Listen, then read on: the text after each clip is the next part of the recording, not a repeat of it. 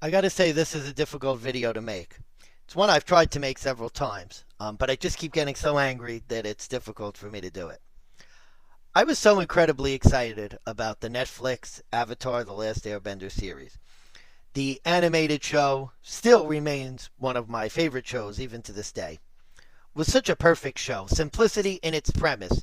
That's what the beauty of the show was, because it was simple enough for a child to enjoy, yet had stories complex enough where the themes of war, the journeys of our heroes, our villains, the effect of the war in the world, in the lore, still resonates even with, adult viewers.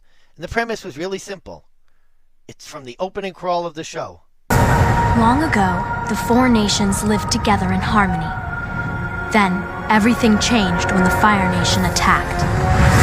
Only the Avatar, master of all four elements, could stop them. But when the world needed him most, he vanished. Simple. For a kid, it's very easy to understand what the end goal of the show is. The Avatar needs to be found, and he needs to stop the war, stop the Fire Nation, restore harmony to the world. Yet it was the complexity, the journeys that our heroes went through that really resonate. The character development, the world building, the humor, the everything that went into it that made the show so good. And I have to say, what really frustrates me is that I think Netflix does deserve some praise for trying to make the show look authentic. The visuals are great. The bending is great. It's fluid. It looks like how bending is supposed to look. At least as close as you could get with live action CGI. It's not going to look as fluid as its animated predecessor, where you can go and animate the visuals and animate the movement.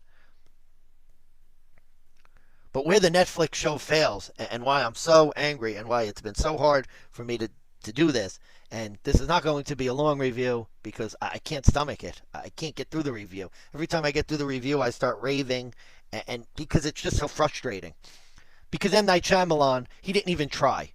Characters whitewashed, bending ridiculous, dialogue horrendous. Like, that wasn't even an effort.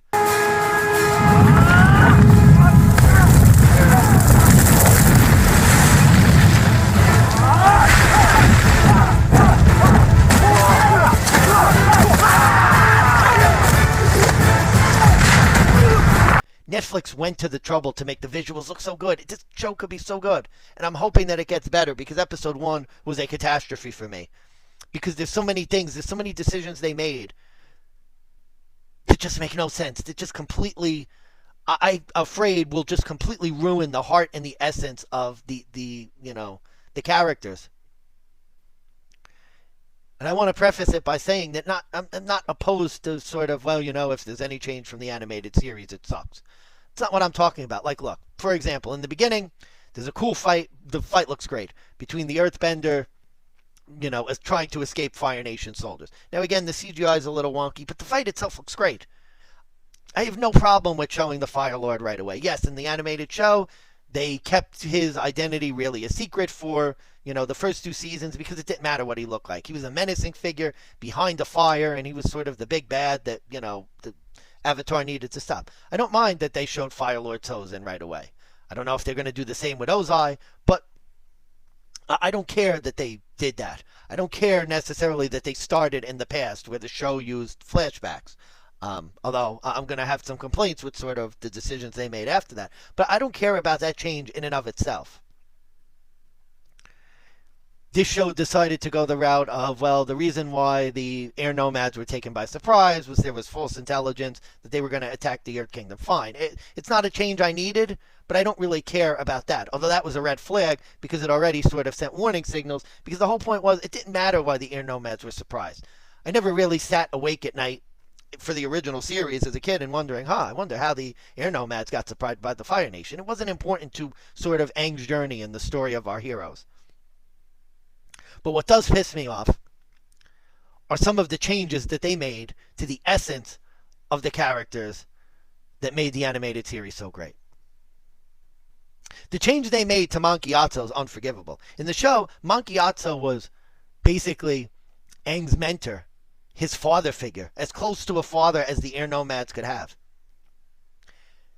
He was the one voice, because if you remember in the show, there was a lot longer time period when Aang was told he was the Avatar, when his friends abandoned him, when the other monks began to sort of just treat him as the Avatar, and sort of he began to lose his individuality. It was Monk Gyatso that was there that encouraged him to retain his personality. He didn't want him to train all the time. He wanted him to retain his childhood.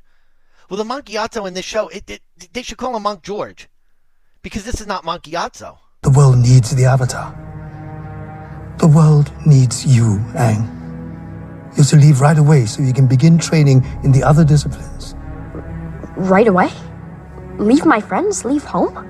Leave you? Now this would be a huge burden for anyone. But you're not just anyone, Aang. You're strong. The essence of the Monk Gyatso in the animated series was the one person trying to help Aang to retain his childhood. This Monk Gyatso is basically telling him that he's going to have a heavy burden, but, you know, he's strong enough to deal with it, and he should get ready to sort of start training with the other nations. If you remember, Monk Gyatso didn't even want to tell him that he was the Avatar until he reached 16, which is the age they normally do it. But see, this show, and this is why I get so frustrated, they probably don't even realize the impact of that change. They just think, well, no big deal, you know, Monk Gyatso is just going to encourage him, and it's so big. Well, it is a big deal. And the reason why it's a big deal is because that decision is the entire basis for Aang's arc. See, where they screw up is, in this show, Aang does not abandon, he doesn't run away from home. He goes for a fly. He goes up to sort of clear his head, and he has every intention of going back. There's no suggestion that he's running away from home or running away from his responsibilities. The problem is, that is Aang's whole arc in the animated show. That's the essence of his character. He wants to be a kid. He leaves when the monks basically tell him that Monk Gyatso is going to be removed as his guardian. The one person who has treated him as an individual, who hasn't forced him into being the Avatar, who still treats him like a person, is going to be taken away. And that's why he decides to leave. And that decision is the one that haunts him when he discovers that his people have been killed, when he discovers that the world has been plunged into chaos and the spirit world has been plunged into chaos. Because he made a decision to leave. He's in the ice because of the decisions he made. But that's what makes the character so interesting. That's what makes the story so great. As Aang learns and grows and becomes a better person, and in the finale, he redeems himself by defeating the Fire Nation and restoring balance to the world. But you're never going to get that in this series, because he got caught in a storm by accident and, you know, got trapped in the ice. And unfortunately, the bastardization doesn't stop there. Sokka, again, on the outside, the visuals are good. It looks like Sokka. He has some humor like Sokka. You know what he doesn't have? Sokka's never give in, never give up attitude. He wants to turn in Aang. That's not Sokka. Now you could say, well, he wanted to throw Aang out of the village, but he was never going to make a deal with Zuko. Did he stop to talk to Zuko after he came off the ship?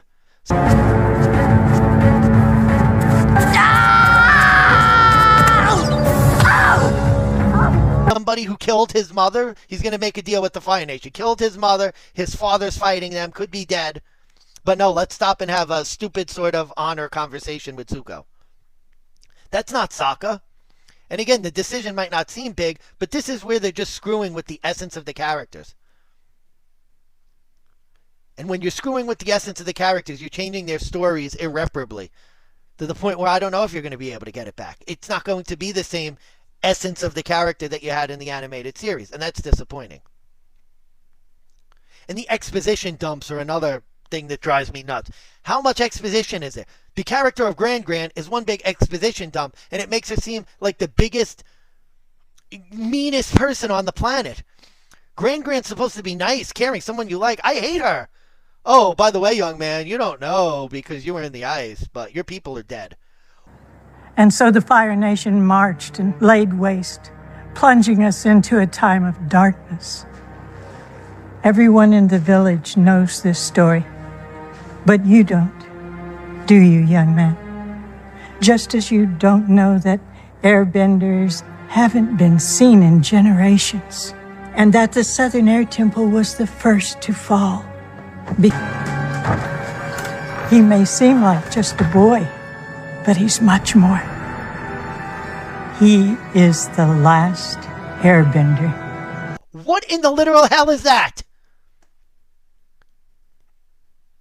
Katara didn't want to tell Aang that his people were dead because of how it made him feel. These people are like, oh yeah, sorry, your people are dead, but I lost people too. By the way, you're the last airbender. You have no civilization left. What the hell are they doing? The character of Grand, I know, minor part, but again, screwed. Just an exposition dump. Oh, you're the last airbender. Yay, roll credit. When are these people going to learn that what made the show so great was not the story and the lore? It was the story and the lore packed with character arcs and development that you like. People acting like normal human beings. Katara, we haven't seen that much of her.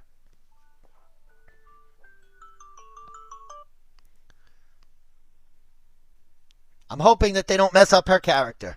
Zuko, he's okay so far. The character of Iroh, completely screwed up. This is somebody who supports his nephew. Yet this Iroh, all he cared, again, same thing. The sort of, on the outside, oh yeah, Iroh, Jasmine T. Yeah, he talks about Jasmine T all the time. But that's not the essence of Iroh as a character. He supports his nephew. Yes, he thinks it's misguided, sort of the journey he's on. But that comes later in the series. Iroh's supportive. In the first episode in the animated series, even though he doesn't want, his nephew to get his hopes up, he's training him. He's helping him hone his fire skills so he could take on the Avatar. But this Iroh's just like a Debbie Downer. Oh, maybe the throne isn't for you, kid. That's not Iroh in book 1. He supports his nephew, even though he may be misguided. He's more of a father than his own father is. And the reason why he supports him is because, again, that's what Zuko needs. So they've completely butchered the character of Iroh. And why is he talking to the Avatar? Again, the same thing. It's just, he talks to the Avatar later, and the reason why is, again, at this point, he's still supporting his nephew. But the people who made this show don't understand that. They have no inside knowledge of what makes these characters move. And then there's just stupid writing. On the boat. How in the hell do you not bind the airbender's hands? They just leave him in a cell. The kid's an airbender, and they just leave him in a cell.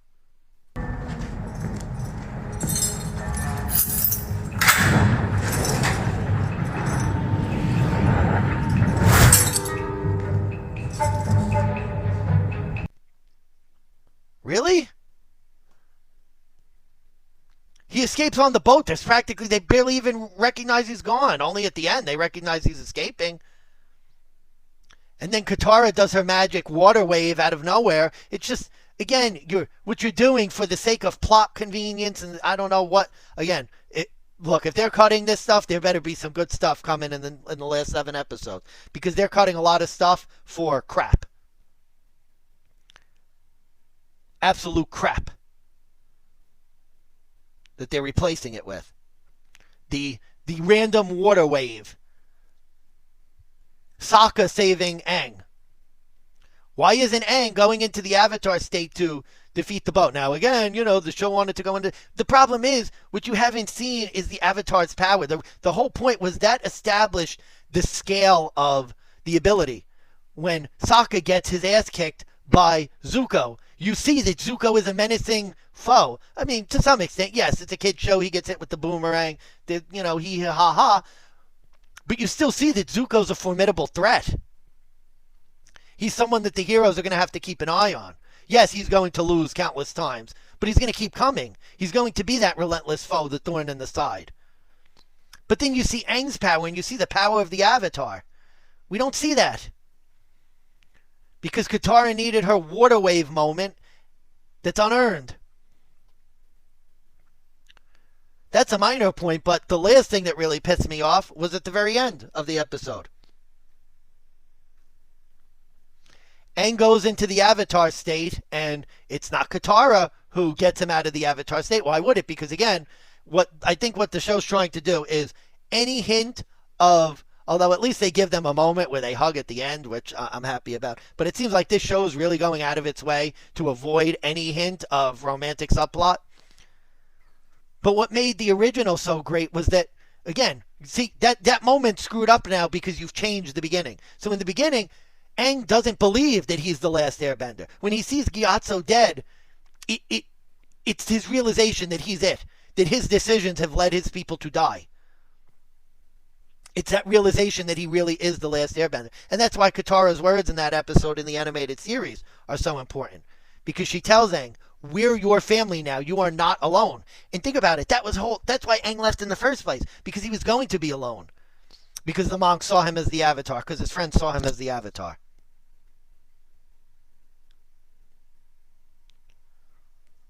But this series, you don't get that because they've changed the beginning. So now what you have is just, it matches what was on the animated show, but it doesn't have the same essence. Because, okay, he's mad that Gyatso's dead,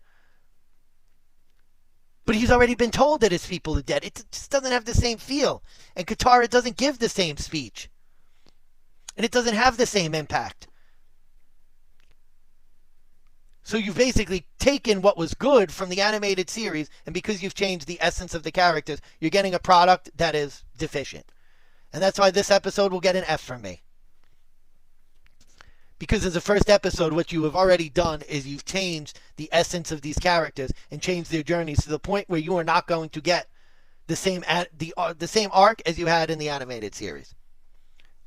And that's a shame. That ends my episode 1 review. I'll be reviewing all 8 of these, ranting as I go. And again, look, it's, what it is. I get it. Maybe I shouldn't be that angry. Maybe I need to let my childhood go. But what frustrates me about this more than the M. Night Shyamalan thing is that M. Night Shyamalan didn't care. Netflix has the visuals. They have the look. They have the outside sort of tenor that can make this series good.